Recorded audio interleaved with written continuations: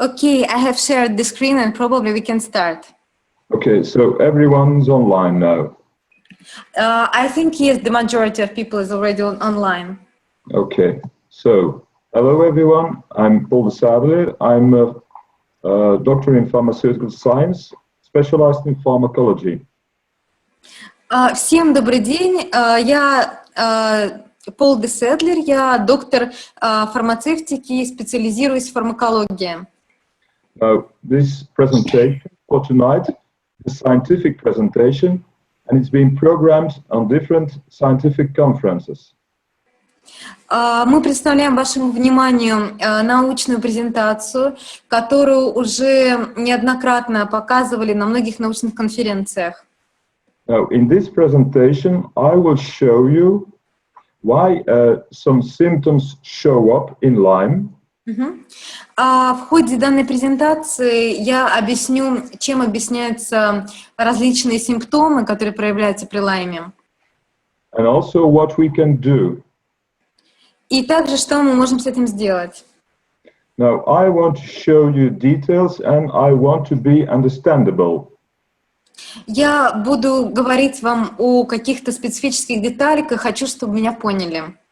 So I want everybody to understand everything.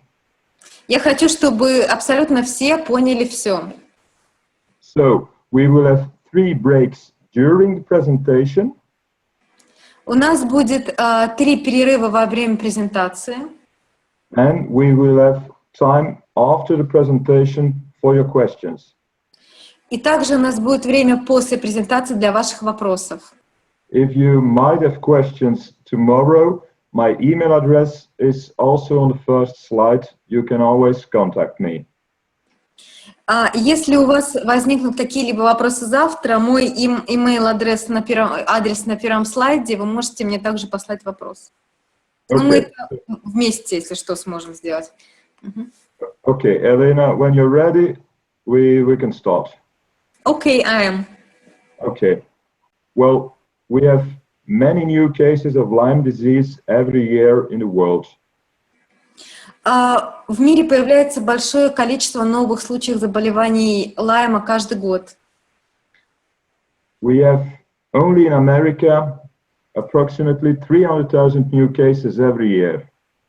Только в Америке появляется каждый год приблизительно 300 тысяч случаев новых заболевших.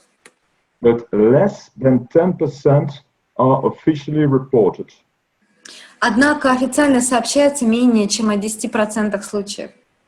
Now, this is because the symptoms we see in Lyme can mimic other disorders. Это происходит потому, что симптомы при болезни Лайма могут имитировать другие болезни, расстройства.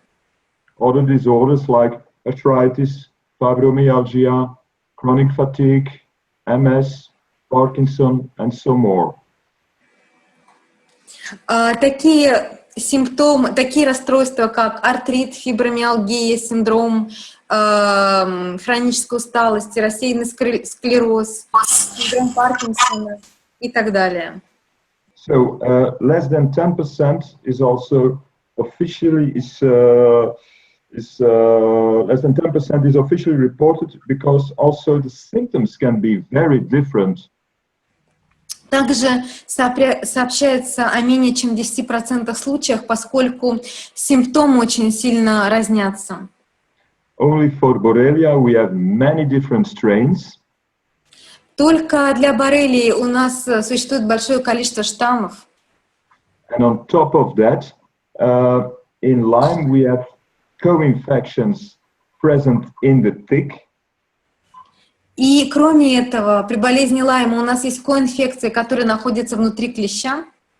And I will show you today that we also have a lot of reactivating co-infections, infections that were present in the host.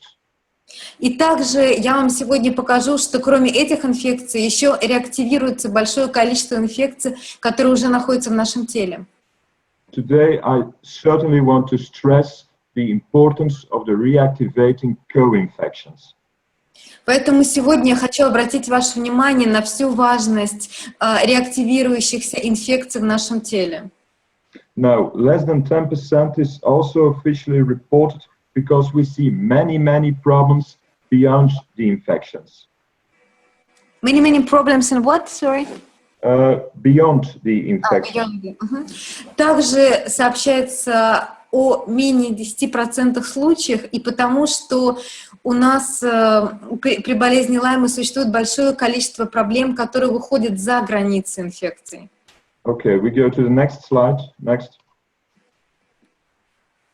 And this is basically what we will discuss today. In Lyme, we see immune imbalance, we see inflammation, we see suppressed detoxification, we see hormonal problems, gut hyperpermeability, brain function, so memory is impaired, and we have reduced mitochondrial activity and reduced energy.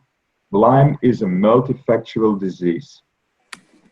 Собственно, вот это содержание презентации, о чем мы будем сегодня говорить, что происходит с нашим организмом при болезни Лайма, это дисбаланс иммунной системы, воспаление, подавленная функция детоксификации, гормональный дисбаланс, гиперпроницаемость кишечника, ухудшение деятельности головного мозга, пониженная активность митохондрий.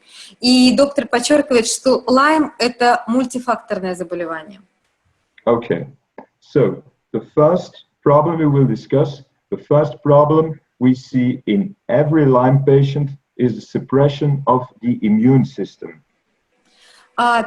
Первую проблему, о которой мы будем говорить, это то, что происходит у каждого Lyme-пациента, это подавление функции иммунитета. And often we compare our immunity with a well-trained army. Очень часто мы сравниваем наш иммунитет с хорошо тренированной армией. As you know, in an army we need organization, we need discipline, and we need good communication. Как вы знаете, в хорошей армии нам нужна организация, дисциплина и хорошая коммуникация. Okay, next. Okay. Now, this is basically how our immune system works. Эта схема показывает, как работает наша иммунная система. Okay. When microbes enter our body, they are captured by phagocytes. Когда микробы проникают в наше тело, их ловят фагоциты. So the phagocytes, they communicate with the immature T cells. Фагоциты коммуницируют с незрелыми Т-клетками, клетками-убийцами. Yeah, the THO cells. Вот то, что вы видите, называется THO, TH0. Okay, and THO cells will further organize our immune response. Эти клетки, Т-хелперы, TH0, они организуют дальнейший иммунный ответ. And so there is further differentiation. И у этого иммунного ответа и далее в организации существует подразделение дальнейших клеток. And the TH1 response is the most important immune response in infections. Т-клетки TH1, клетки-убийцы TH1 являются самым важным звеном в реакции иммунитета в иммунном ответе. With our TH1 response, we can eliminate bacteria like Borrelia, but also viruses and even cancer. С помощью клеток TH1 мы можем удалить из организма боррелию, бактерии, такие как боррелия, вирусы и даже клетки рака. And the TH2 response is the response where we produce antibodies. И клетки TH2 отвечают за ответ, в ходе которого организм продуцирует антитела. So a good immune response is a good balance between TH1 and TH2.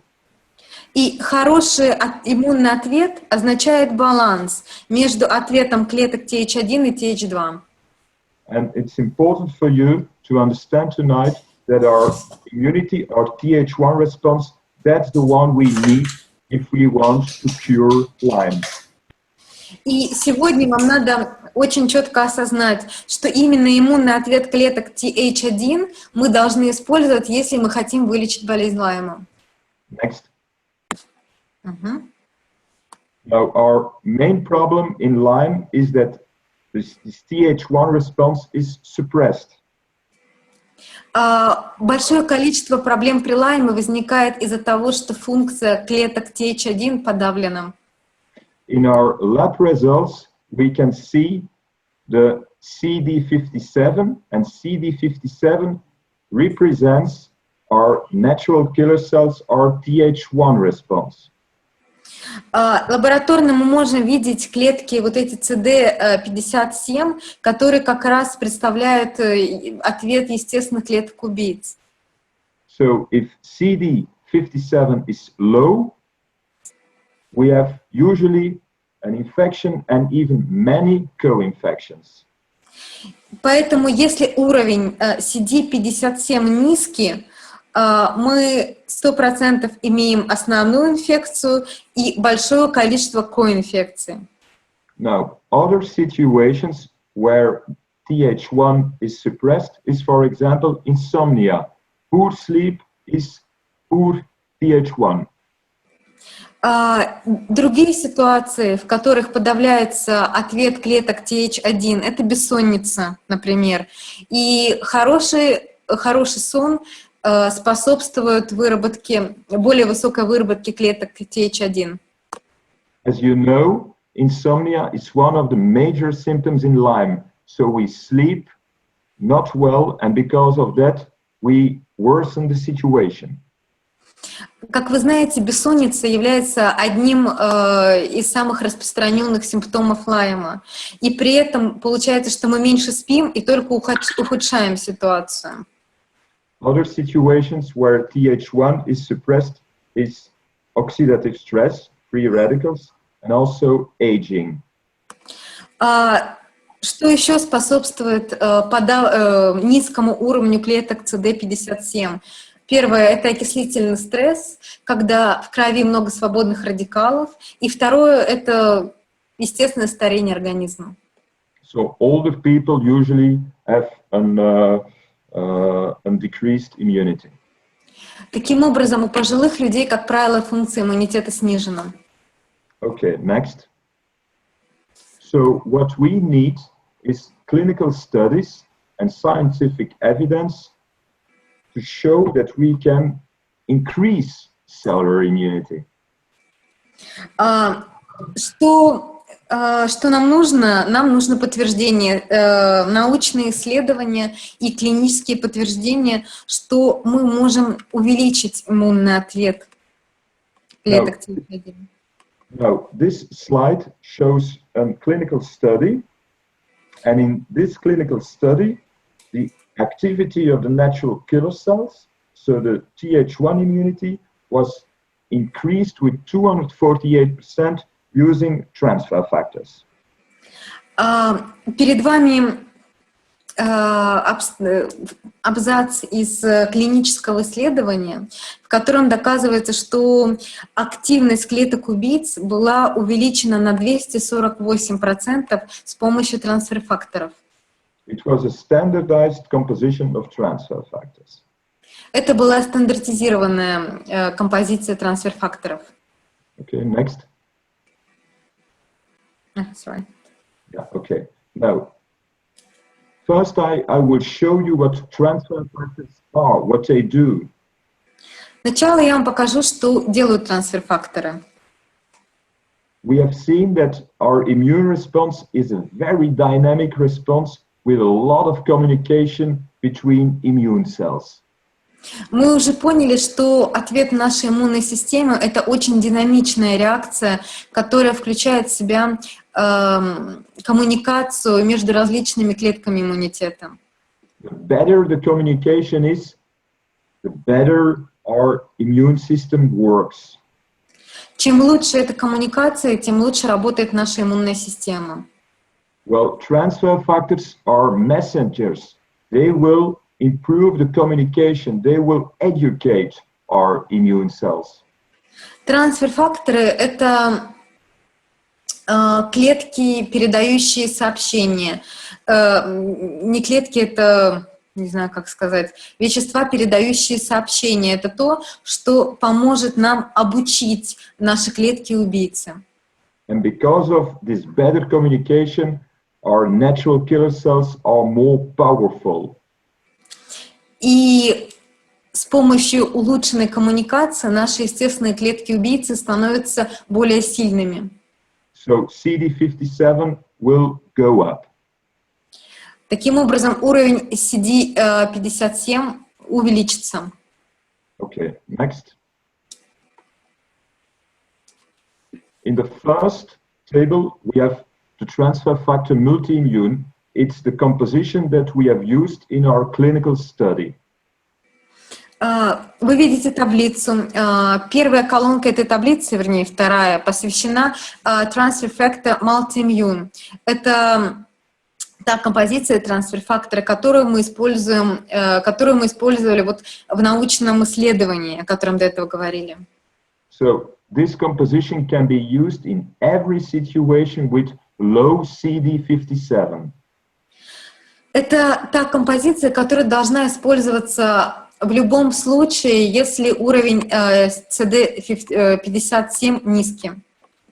In the next table, we have another composition with more specific, with more targeted transfer factors. В следующей колонке вы видите трансфер-фактор люмпус. Это композиция, которая используется для более специфичного действия на определенные инфекции. This composition targets the co-infections that were actually present in the tick. Эта композиция нацелена на коинфекции, которые находятся внутри клеща. So, for example, Babesia, Ehrlichia, Bartonella. Например, Babesia, Ehrlichia, Bartonella. Okay. So, if you know that you have these co-infections I just said, then you need to combine the two formulations. Таким образом, если вы знаете, что у вас были диагностированы вот эти коинфекции, то надо совмещать прием двух трансфер-факторов. In the third table, we see the composition that targets the reactivating co-infections, the co-infections the patient had before the tick bite. И в третьей колонке мы видим трансфер-фактор, который нацелен на реактивирующиеся инфекции, которые находятся в нашем теле еще до того, как укусит клещ. This is very important. This is probably the most important message today. We all carry a lot of latent co-infections, and these co-infections will be much more active when our immune system is suppressed. Это вообще мое самое главное утверждение вот на сегодняшней презентации, что мы все носители огромного количества латентных инфекций, и эти латентные инфекции реактивируются, когда функция иммунитета подавлена при болезни Лайма.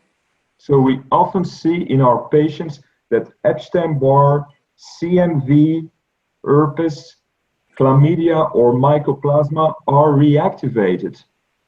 То есть мы очень часто видим у наших пациентов, что вирус Эпштейна-Барра, цитомегаловирус, хламидия, герпес и так далее, они реактивируются. And this third composition targets these reactivating infections. И вот эта третья композиция, она как раз нацелена на реактивирующиеся инфекции. Okay, we go to the next slide. We go one further to slide 11. Slide 11, okay. Okay, this is something I want to share with you. It's a clinical study that was performed in Finland with 2,000 healthy volunteers. Я хочу вам рассказать об одном исследовании, которое было проведено в Ирландии с количеством 280 волонтеров, участников. So in this clinical study with 2,000 participants, we measured how many people carry antibodies for chlamydia pneumoniae and antibodies for mycoplasma pneumoniae. Я ошиблась, не 280, а 2000 участников. И вот он показывает, что что эти участники были носителями хламидии и микоплазмы. So these patients have no symptoms, they are not sick, but we see chlamydia pneumoniae in 85% of the population. Эти участники не имели никаких симптомов, не чувствовали себя больными.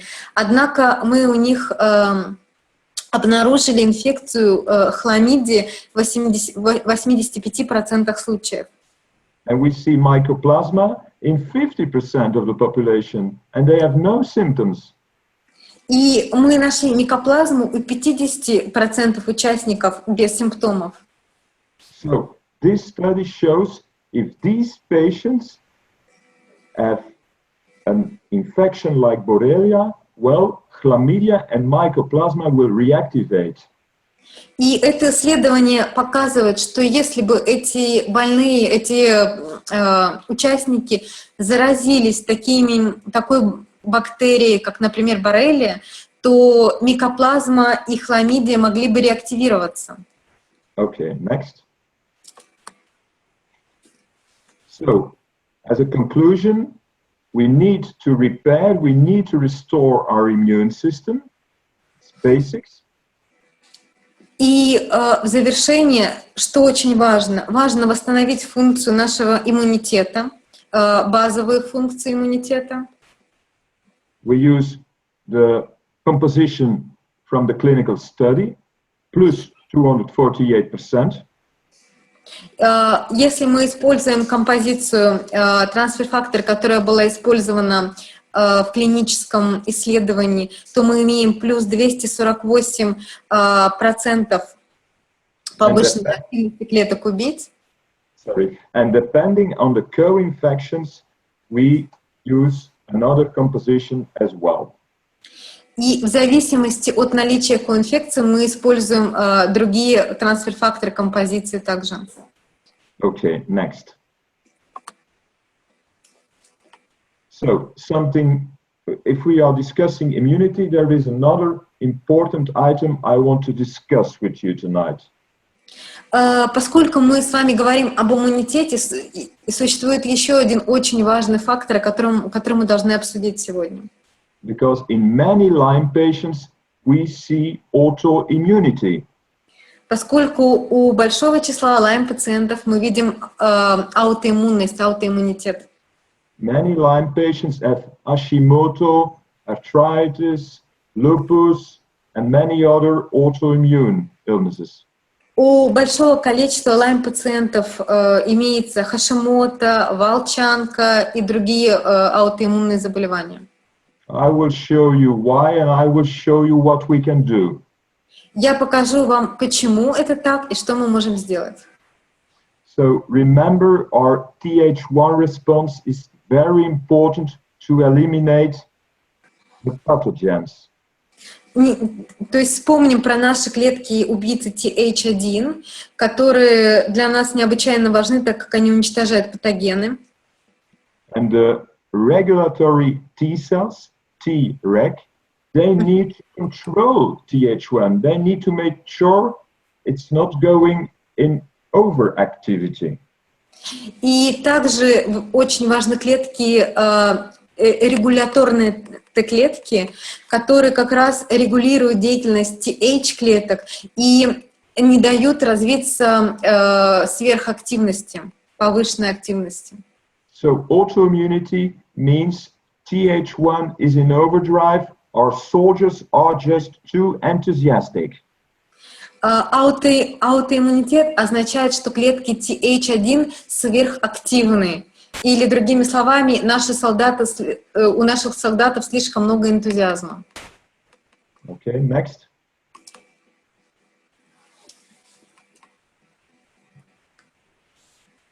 So, well, what is autoimmunity? The definition is it's an immune response against our own cells and tissues. Th1 attacks our own tissues. Что такое аутоиммунность? Мы даем определение, что это система иммунных ответов организма на его собственные здоровые клетки и ткани. То есть клетки-убийцы Th1 атакуют собственный организм. Autoimmunity is an aberrant immune response. Аутоиммунность — это аберрантная реакция иммунитета.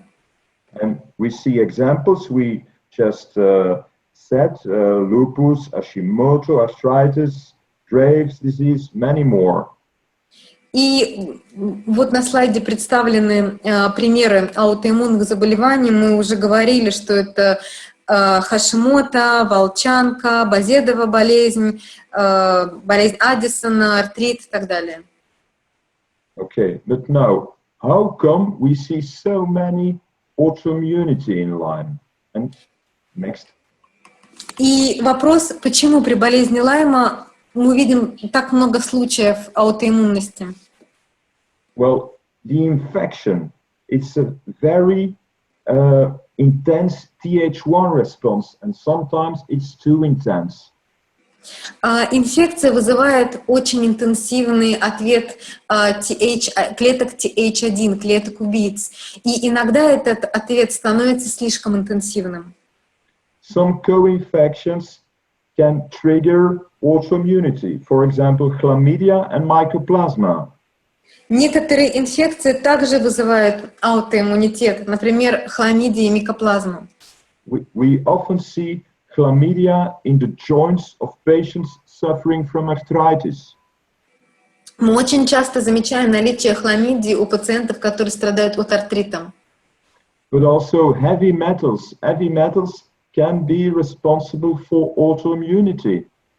Также наличие тяжелых металлов. Тяжелые металлы могут быть ответственны за аутоиммунитет.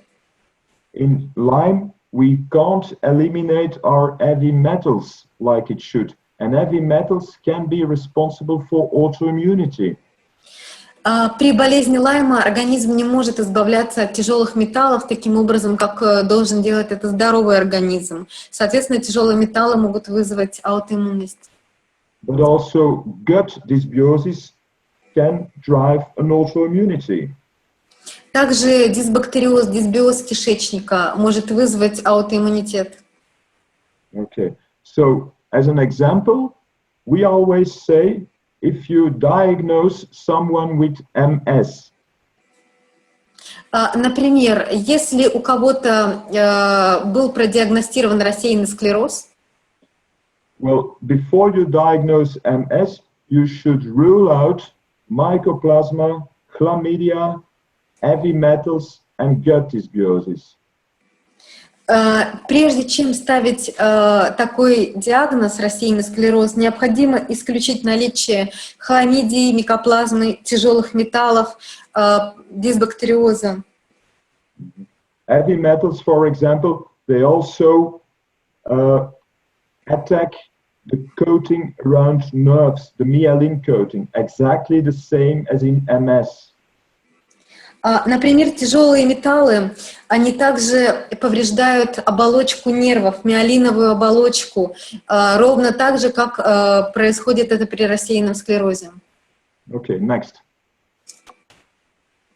Okay, so what are the clinical-based solutions? What can we do if our Lyme patients are suffering from autoimmune diseases?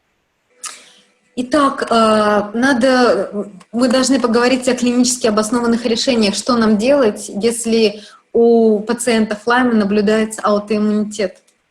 Well, there is no magic bullet. We need to address different systems. К сожалению, не существует волшебной палочки или чего-то такого. Мы должны работать над разными системами организма. We need to address the gut. We need to restore immunity. We need to get rid of the heavy metals. Нам надо полностью исследовать, решить все проблемы желудочно-кишечным трактом. Нам надо восстановить нормальную функцию иммунитета. Нам надо удалить тяжелые металлы. Okay.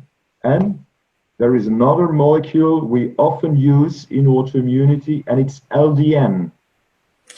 И существует еще один путь, который мы используем при аутоиммунитете, это ЛДН. Позже мы расскажем, что это. Yeah. Next. So LDN is low-dose naltrexone. ЛДН — это лечение низкими дозами нaltrexона. I will explain you what LDN does because we have many interesting indications in Lyme for LDN. Я расскажу вам, что делает ЛДН, потому что при болезни Лайма у нас достаточно много назначений для ЛДН. Many of our Lyme patients are using LDN. Большое количество наших Lyme-пациентов используют ЛДН. Okay, now naltrexone, LDN is a low dose of naltrexone. Как уже сказали, ЛДН — это низкие дозы нaltrexона. Okay, the high dose of naltrexone is blocking the opioid receptors. Opiate receptors. Yeah. Высокие дозы нaltrexона блокируют опиатные рецепторы. So there is only one indication for naltrexone, and it's addiction to morphine or codeine or molecules like that. Для высоких доз нaltrexона существует только одно назначение — это зависимость от тяжелых наркотиков, как морфин и так далее, от таких вот молекул.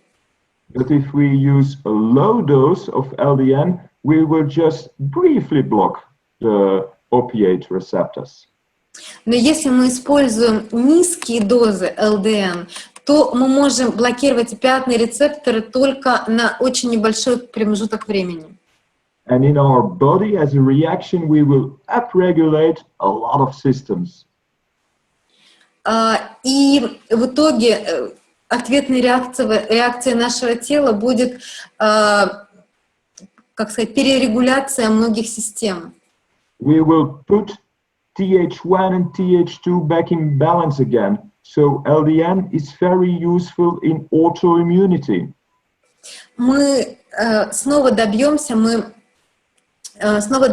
баланса между клетками TH1 и регуляторными клетками. Таким образом, LDN очень полезен при аутоиммунитете. All our Hashimoto patients are on LDN.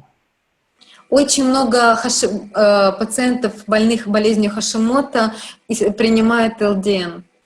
Yeah, maybe I should tell the audience that Hashimoto is an autoimmune disease with antibodies against our own thyroid hormones. Чтобы всем было понятно, скажу, что Хашимото — это аутоиммунное заболевание, когда клетки-убийцы организма атакуют нашу щитовидную железу. Okay, next. Okay, but we have other very interesting indications for LDN. И для ЛДН у нас есть очень интересные показатели. For example, the peripheral symptoms like numbness or tingling in the extremities, in legs and arms. Sorry, could you please repeat? Yeah. So another important indication is the peripheral neuropathy. Mm-hmm. I didn't get the first word. Which neuropathy? Well, the peripheral. In the okay, I got it. Okay.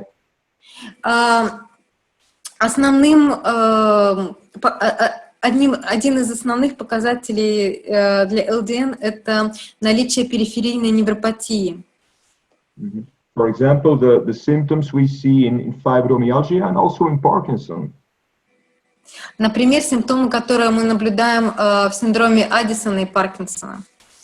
But also in our brain, LDN is neutralizing our microglia.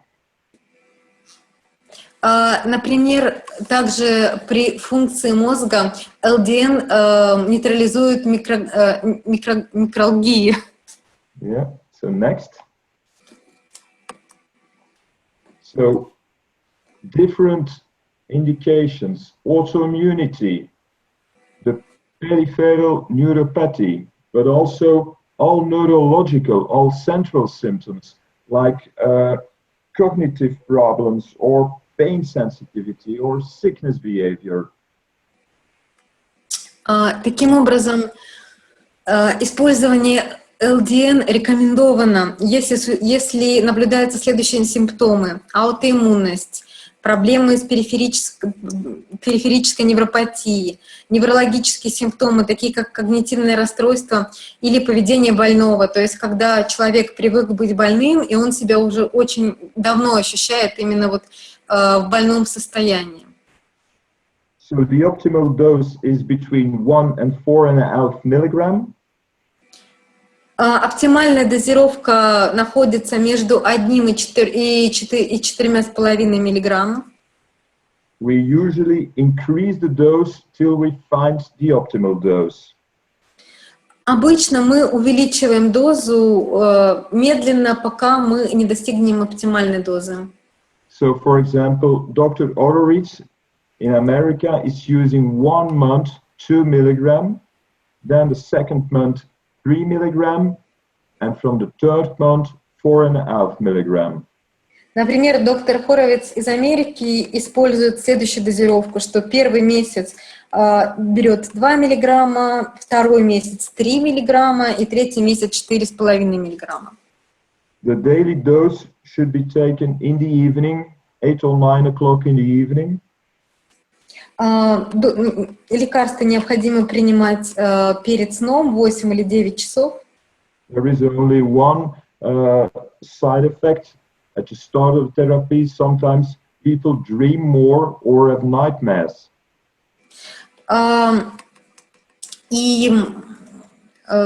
Господи, забыла слово side effects, как?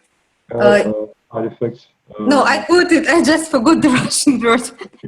Таким образом, единственное не противопоказание, что мы имеем дополнительно, это, вспомнила слово, побочные эффекты, это пациент гораздо больше пьет или может видеть кошмары. No combination with narcotics like morphine, codeine or tramadol. Не содержит наркотических веществ, не находится в составе, не имеет наркотических веществ. Could you please repeat the names? Codeine, morphine and tramadol. То есть нет кодеина, морфина, трамадола. Yeah, and of course, it's important to find a compounder who uses the raw material, the pure material. It's you can't prepare LDN by just smashing tablets from 50 milligram and reducing them. You need to use the pure raw material. И очень важно, что вот эти низкие дозировки ЛДН должны быть созданы из начального первичного материала, из сырья. То есть невозможно взять таблетку высокой дозировки, ее разбить и взять столько, сколько нужно. Должно быть именно создано с самого начала из сырья. Okay. So, I don't know, maybe we have the first break now? Окей. Так, Okay. есть ли у кого-то вопросы к доктору? Поднимаем руки. Да. А вот пусть доктор может ответить на такой вопрос. Ой, можно чуть погромче? Существует какой-то симптом конкретный, вот именно для Лайма, вот который не коинфекции, а именно для Лайма, вот чтобы можно было сказать, что вот этот симптом присущ только болезни Лайма, вот конкретный симптом. Вот. Okay, so the question is the following: is there any like main symptom which you can differentiate that it can be referred only to Lyme, not to co-infections, not to anything else, but only to Lyme? Well, you know, Lyme is the name we gave to the illness because it was first discovered in a little town in America called Lyme. Yeah? Вы знаете, болезнь Лайма называется болезнью Лайма, потому что ее обнаружили в американском городе под названием Лайм. So, and at the start, we thought that it was only one infection, it was only Borrelia, nothing more. That's what we thought. И сначала мы думали, что это только одна инфекция, вызываемая боррелией, больше ничего.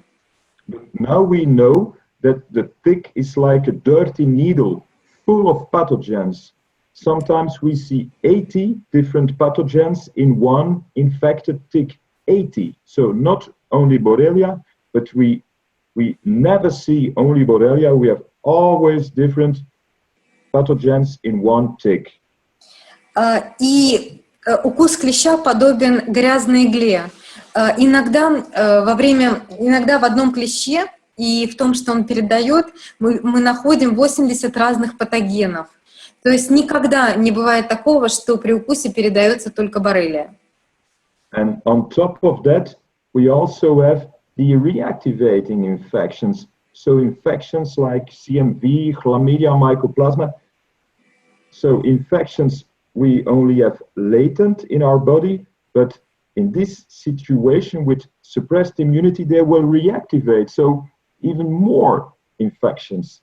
Ну и, естественно, у нас реактивируются латентные инфекции, которые уже были в нашем теле, такие как микоплазма. То есть у нас появляется в общем и целом еще больше инфекций. Now, to answer more specifically the question, most labs have developed a questionnaire with a lot of symptoms. Also, Armin has a great questionnaire with a lot of symptoms. И если более четко отвечать на ваш вопрос, каждая лаборатория разрабатывает свой опросный лист, где перечисляются все симптомы. И вот, например, до этого была конференция с доктором Армином, он давал свой тест-лист, который доктор оценивает на очень высокую оценку, очень хорошо. And if you fill in the answers, if you fill in the symptoms, well, you can see what the risk is to have some specific infections and co-infections. И таким образом, когда вы заполните этот чек-лист, вы увидите, на какие инфекции, коинфекции у вас риск более высокий иметь их. And for some co-infections, we have very specific symptoms that you can all, let's say, diagnose the co-infection even without the labs. И для некоторых коинфекций симптомы очень специфичные. То есть вот некоторые коинфекции можно продиагностировать даже без лабораторных тестов. So, for example, in Babesia, in America, we see a lot of Babesia. In Babesia, you have very specific symptoms like sweats and chills at night, on and off. Например, при бабезии у очень многих американских пациентов находится бабезия. Симптомы очень специфичны. Это большая потливость или, наоборот, холодный пот и просто холод, который приходит ночью и чередуется. Or, for example, in Bartonella, we see many neurological symptoms. И таким образом при Бартонелле вы видите очень большое количество нейрологических вопросов. So I will just ask you, you are saying that the Lyme disease is not anymore a Borrelia burgdorferi. It's all the co-infections all together are called Lyme disease now. Well, I think it's quite impossible today to have a patient that only suffers from Borrelia. То есть доктор говорит, что в настоящее время невозможно найти пациентов, у которых будут страдать только от боррелии и бургдорфера. But, you know, and this is important, it's not because you have, for example, 6 co-infections that you should find a treatment to eliminate all the 6 co-infections, you know? So it's not always necessary to know all the co-infections. You need a basic treatment, and sometimes it's specific. But the basic treatment you need is often the same. И не всегда надо лечить все коинфекции. Например, у вас 6 коинфекций, надо лечить их все. Нет, иногда достаточно просто базового лечения, чтобы улучшить состояние организма. And that's what we will discuss today. Basically, we need to repair the system, we need to repair immunity, detox, gut. So this is really very important in our approach. First, we need to restore the terrain, let's say. И это то, о чем мы будем говорить сегодня. Надо воздействовать на несколько систем организма. Это детоксификация, это желудочно-кишечный тракт и так далее. То есть нам надо всю базовую систему организма сделать более здоровой. And of course, if you see very specific symptoms, and if you look at a questionnaire, then you will see that sometimes you need, on top of that, antibiotics or even combinations of antibiotics, but this is, of course, depending from the kind of infections you have. Таким образом, когда вы заполняете чек-лист, вы увидите, какие инфекции, коинфекции для вас наиболее вероятны. И от этого уже зависит, что, возможно, вам понадобятся антибиотики дополнительно к восстановлению организма, либо даже комбинация антибиотиков. But basically, we have rarely only Borrelia, so I think this is probably basically the answer to the question. То есть, очень-очень редко у человека может быть только боррелия. Поэтому вот это, собственно, и ответ на вопрос, что Лайм это представляет собой мультифакторное заболевание. We have a question in chat, but I don't see it. Трансфер-фактор, используемый при лечении искусственного или естественного животного происхождения. Transfer factor that you use, is it of artificial or natural, animal or human origin? Well, actually, it's a very good question. I will explain you. Это очень хороший вопрос, я объясню. Well, we call transfer factors because these molecules can be transferred from one organism to another. Не знаю, все ли слышали вопрос. Вопрос был, какого происхождения трансфер-факторы, естественного, природного или искусственного. Доктор говорит, что трансфер-факторы называются трансфер-факторами, потому что они передают молекулы от одного организма к другому организму. So transfer factors are natural material. Трансфер-факторы всегда это естественный материал. Transfer factors could be extracted from colostrum, for example, is the first milk. Трансфер-факторы могут быть изъяты из первой порции вырабатываемого молока. Or could be extracted from the lymphocytes, from the blood cells. Или из лимфоцитов. Yeah. And in our basic composition that we have used in the clinical study, the transfer factors are extracted from chickens, but it's a complete extraction. There is no animal extract in it, only the molecules, only the messengers. Часть трансфер-факторов, которые мы используем, они получаются из цыплят, но это полное извлечение, то есть это не что-то там частичное, это извлекаются только молекулы из организма. But the quality is very important, and you need the clinical studies to show how efficient your composition is. И качество играет решающую роль, необходимо проводить клинические исследования, чтобы определить эффективность полученных трансфер-факторов. Because, transfer factors are completely natural. If, for example, so you can't have a real patent on it. Everything could be named transfer factors because it's completely natural. Трансфер-факторы — это абсолютно природные, естественные вещества, и все что угодно можно назвать трансфер-фактором. Там еще. The transfer factors we developed is, of course, is high technology. It's high tech, and the clinical studies are very important to show how efficient they are. That's what you need in everything. You need the clinical studies. Трансфер-факторы, которые мы производим, это, конечно, очень высокие технологии. И мы используем эти высокие технологии, и что необходимо, это обязательно надо проводить клинические исследования. The study we've performed with basic composition is the only clinical study that has ever been performed to show that natural killer cell activity, that CD57, increases. Decreases? Increases. Increases. И вот наше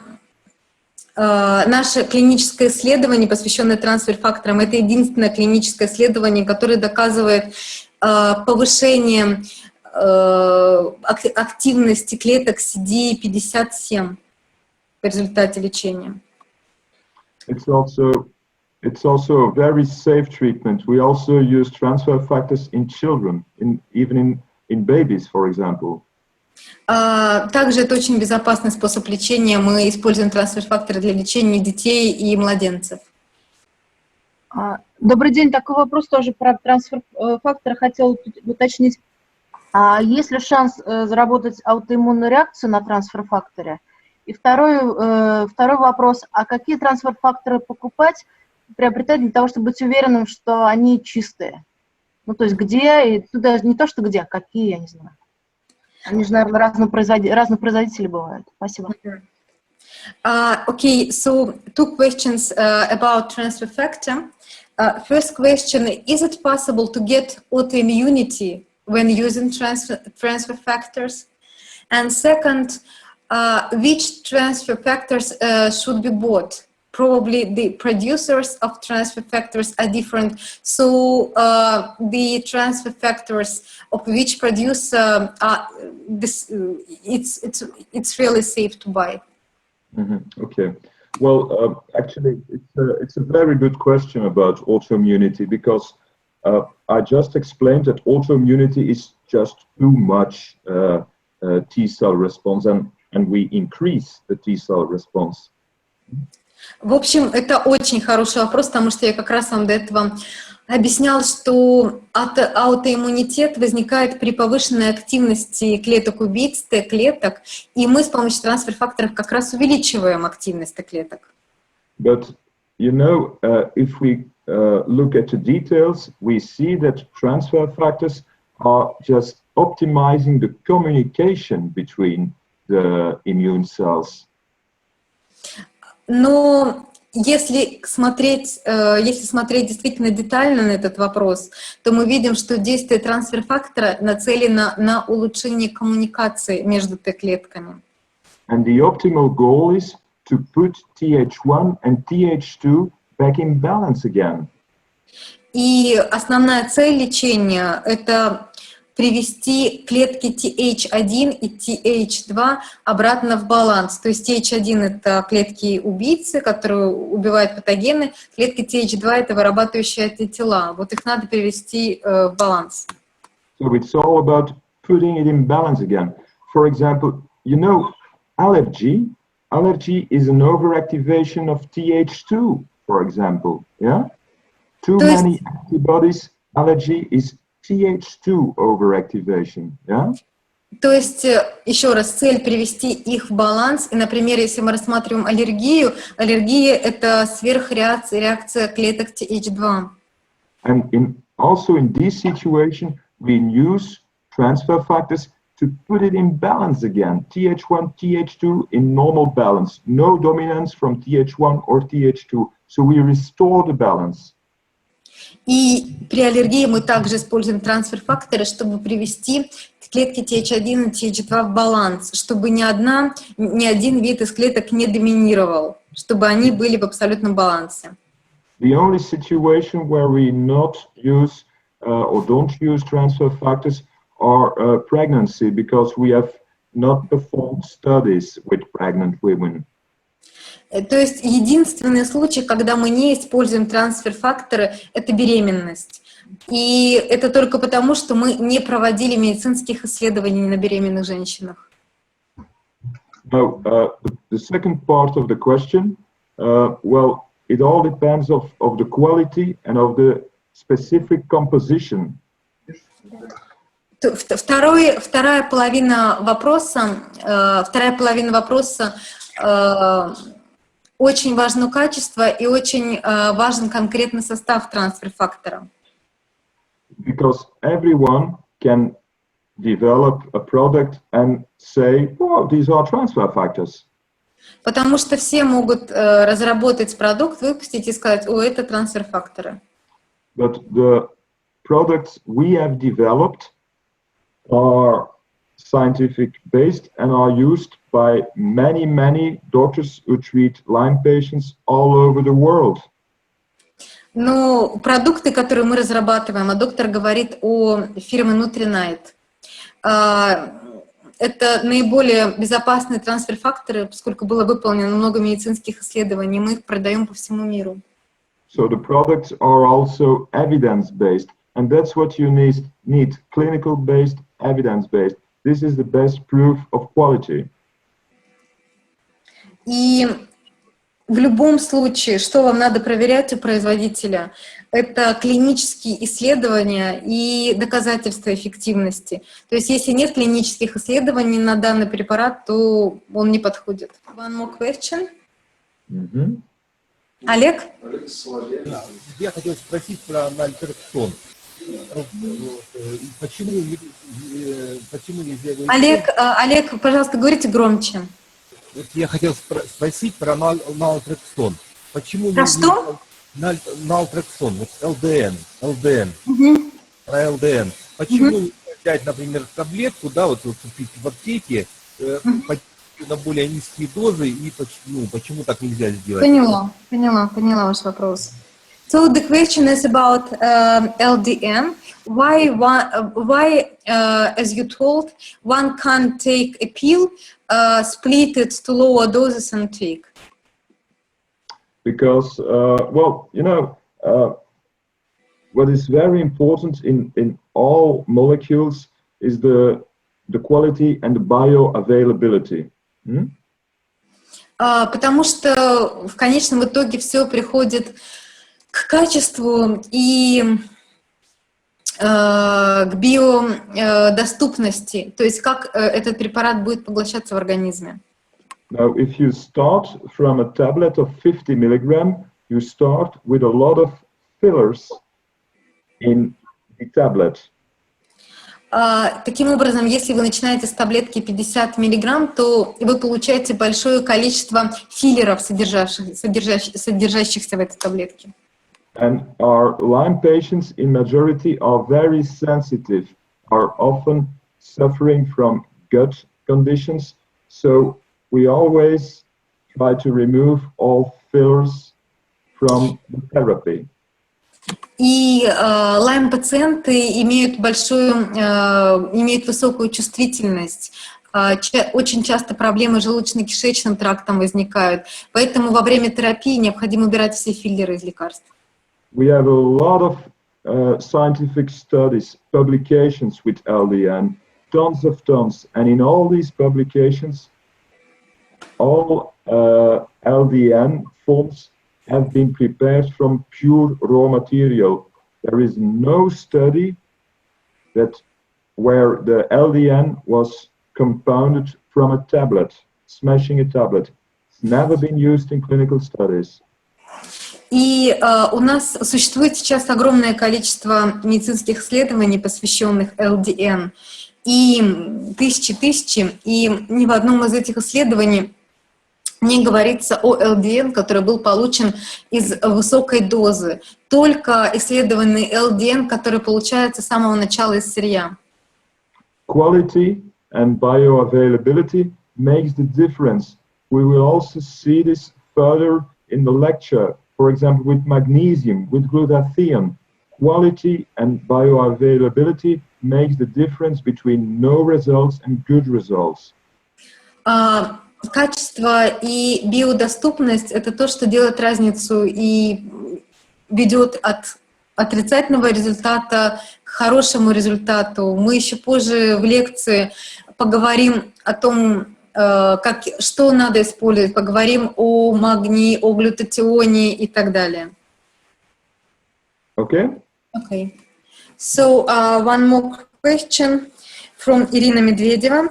Может ли, I will say first in Russian, может ли CD57 быть только слегка понижен при боррелиозе, при норме 132, у меня 102, или обязательно низкий? Can be the level of CD57 be slightly decreased when you have Lyme? For example, when the standard is 132, my level is 102. Or the level of CD57 should be low by all means? It's a good question. Well, you know, CD57 is not specific for Lyme. That's very important. So CD57 is not or never specifically saying this patient has Lyme or this patient doesn't have Lyme. It's not a specific marker. Клетки CD57, уровень CD57 — это не специфический маркер для Лайма, это маркер инфекций. То есть есть Лайм или нет, именно по CD57 мы не смотрим, это не маркер, не специфический маркер. Usually, if CD57 is low or very low, it is, of course, an indication this might be Lyme, but you also need the immunoblot and the ELISpot to confirm it's Lyme. You can't just diagnose it just on CD57.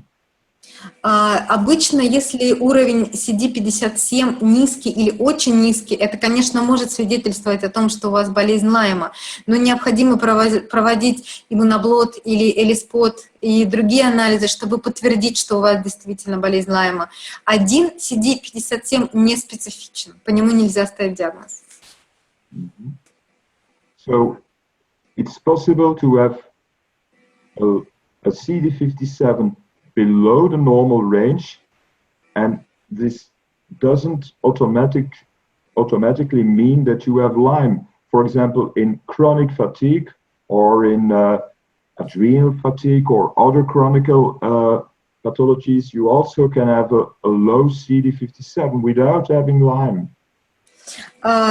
И, конечно, при Лайме можно иметь CD57 ниже нормы, но можно и не только при Лайме. Например, при симптомах хронической усталости, при синдроме усталости надпочечников, других хронических заболеваниях уровень CD57 тоже может быть низким. That's why we use our transfer factors in many other conditions except Lyme. We also use it in every condition with suppressed immunity. Поэтому трансфер-факторы используются не только при Лайме, а при большом количестве других состояний, любых состояний, в ходе которых понижена функция иммунитета. Okay? Okay. Okay, one more question. I will first say in Russian. Возможен ли вариант, когда организм не воспринимает трансфер-фактор извне? Он выводится только парентерально. Может ли сам организм разрушить exogenous transfer factor? Okay, the question is there, are there any cases when the organism doesn't accept transfer factor, which gets from outside? Should it be taken only parenterally, or like an infusion, or just a moment, or is it possible, exogenous transfer factor, is it possible to destroy, I don't know what, exogenous transfer factor? Well, I think I understand what you mean. Well, you know, we often develop injectables if the absorption is better intravenous than by mouth. Huh? Доктор говорит, что, в общем, возможно... Sorry, but the question was if there could be a condition when the organism doesn't accept the transfer factor from outside. Okay. Well, we have some patients who are very, very sensitive, who can't tolerate anything. We have such patients. Есть такие пациенты, которые очень-очень чувствительны, и их организм имеет непереносимость практически ко всему. Well, in this kind of situation, we start with a very low dose. We have some patients who started therapy with 1 capsule every week. И в таких случаях мы начинаем с очень-очень маленьких доз. У нас есть пациенты, которые принимают по 1 капсуле за 1 неделю. And we gradually increase the dose till we reach the normal dose of 2 capsules a day. But sometimes patients are so sensitive that you need to start with 1 or 2 capsules per week. We have had many of these patients, well, let's say the majority tolerates the transfer factors, but sometimes patients are so sensitive that you really need to lower the dose. И потом мы с этими пациентами доходим до нормальной дозы 2 капсулы в день, и большинство пациентов хорошо относятся к трансфер-факторам, не вырабатывают непереносимость, однако есть очень чувствительные люди, и с ними действительно остаемся на 1-2 капсулах в неделю. И до этого еще доктор сказал, что подбирают пути введения трансфер-фактора. Для кого-то это может быть через рот, для кого-то в вену. Okay? Sorry, I think that we should go on with the presentation. There are much more questions, but we will try to answer them later, yeah? Okay, perfect. Okay. Я скажу, что мы договорились с доктором сейчас продолжить презентацию, а дальше мы еще вернемся к вопросам, потому что у нас еще 2 перерыва на вопросы и еще в конце время для вопросов. Надо презентацию доделать.